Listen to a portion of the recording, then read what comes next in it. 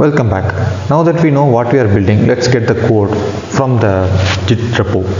So we use this Git to fetch the TensorFlow sources, already built model. First, ensure you have the Git present in your PC. The version should be more than 3.82. Check the version and clone the TensorFlow repository. So, and also run this test in your local laptop itself so that it's running properly.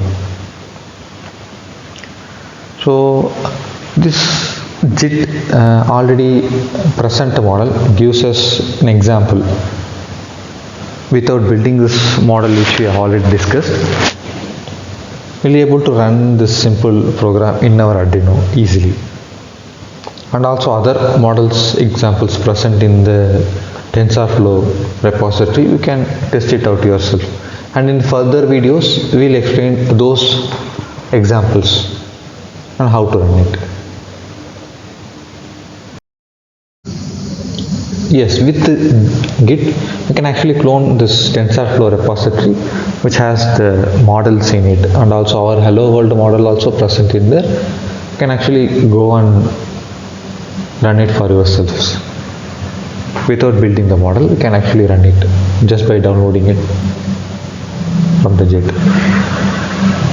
So the file structure, here we are going to see how this entire file is structured.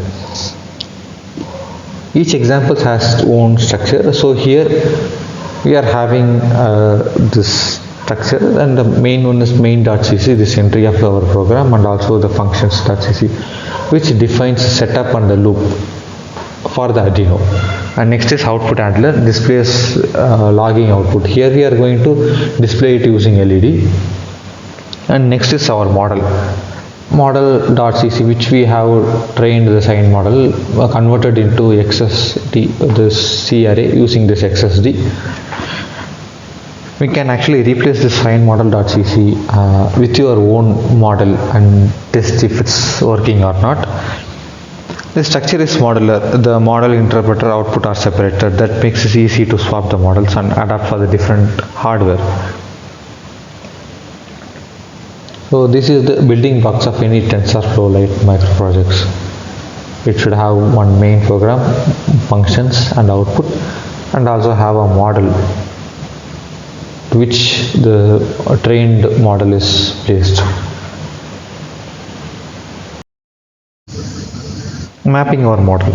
First step is using our trained model to map it into a memory with Tensor Lite Micro. So we map this flat buffer model into a C++ object with TF-Lite GetModel. Then check the schema version before use. This doesn't copy data, it interrupts the flat buffer as a model object. So this code ensures that the model format matches what TF Micro expects. Without this, program might crash or give wrong results. So here you can see we are using the if condition to check, and also the error reporter to report an error if there is an error. Let's move on. Next, we need to tell the interpreter which operation our model can use. For that instead, we are using all ops resolver. So this supplies common ops like dense, RL, add, extra. Without it, the interpreter wouldn't know how to execute this model. So for small demos like this Hello World, we use all ops resolver is easiest choice. So in large projects, however, you sometimes create a custom resolver with only the ops we need to save space. But for Hello, this is fine. So now that we mapped the model and added ops, we need memory to run the interference.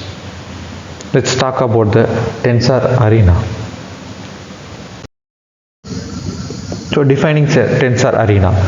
So inference requires RAM to store inputs, outputs and immediate calculations. This memory block is called the Tensor Arena. So here we allocate it as a static array or contiguous RAM buffer. So the size is tuned by trial and error to fit this microcontroller RAM.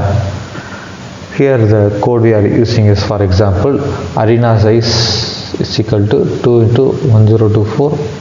So for the tensor arena size, start larger and reduce the styles until it fails, and always use the multiples of it.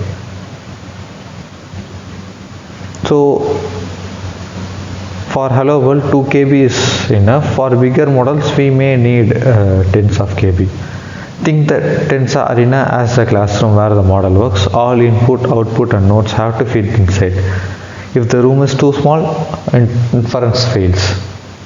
So before running this into hardware, let's talk about how to test this code safely.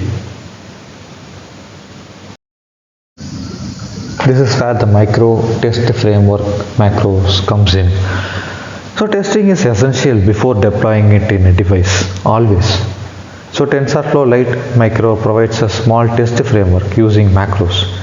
So it wraps the logic into test cases, allows multiple test blocks in one file. Test name shows up in logs for easy debugging.